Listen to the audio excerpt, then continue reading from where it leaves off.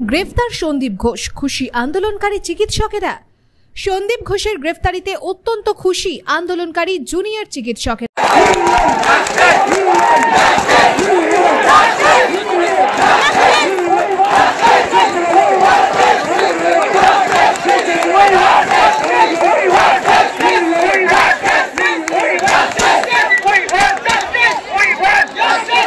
টানা 15 দিন ধরে জিজ্ঞাসাবাদের পরে গ্রেফতার করা হয় তাকে।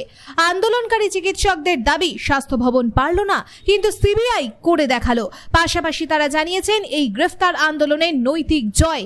চিকিৎসক খুনের 26 দিনের মাথায় গ্রেফতার করা হলো তাকে। এই গ্রেফতারিতে আংশিক জয় হিসেবে দেখছেন আন্দোলনকারীরা।